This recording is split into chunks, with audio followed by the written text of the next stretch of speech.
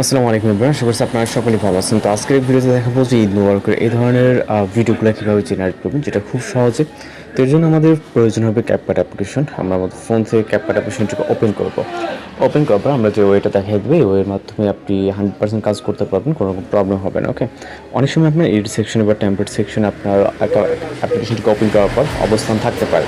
আপনি সেখান থেকে যদি এডিট সেকশনে থাকে আপনি চলে যাবেন টেমপ্লেট সেকশনে, এবং টেমপ্লেট সেকশনে থাকলে আপনি এখান থেকে উপরে যে সার্চ অপশন দেখতে পাচ্ছেন, ওকে, অনেক সময় এরকম ট্রেন্ডিং অনেক কিছু থাকবে। ওকে, মূলত আমাদের যেটা প্রয়োজন হয় আমরা সার্চ অপশনে চলে যাবো, যাওয়ার পর এখান থেকে আমরা সেটাকে খুঁজে নেব।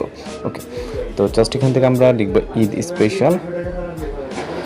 স্পেশাল টেমপ্লেটস, আপনার সার্চটা চলে আসবে। ওকে, জাস্ট আপনি এটার উপর ক্লিক করবেন।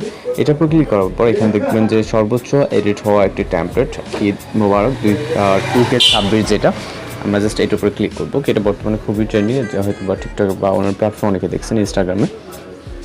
ওকে, এখানে সাউন্ড সহকারে আছে, আমরা সাউন্ডটাকে জাস্ট আপনাকে দেখালাম। ওকে, এরপর এখান থেকে ইউজ টেমপ্লেটে ক্লিক করবেন। দেন হচ্ছে এখান থেকে আমরা ফটোস দিয়ে জাস্ট জেনারেট করবো। ওকে, ফটো সেকশনে চলে যাবো, আপনি গার্লস হলে গার্লস এবং বয়েজ হলে বয়েজের পিকচারগুলো সিলেক্ট করবেন। ওকে, তো এখান থেকে আমি জাস্ট কয়েকটা গার্লসের পিকচার সিলেক্ট করি। আপনি হচ্ছে যদি ভয়েস হয়ে থাকেন সেক্ষেত্রে আপনি ভয়েসের পিকচারগুলো নিয়ে আপনি এই হচ্ছে ভিডিওটি জেনারেট করতে পারবেন।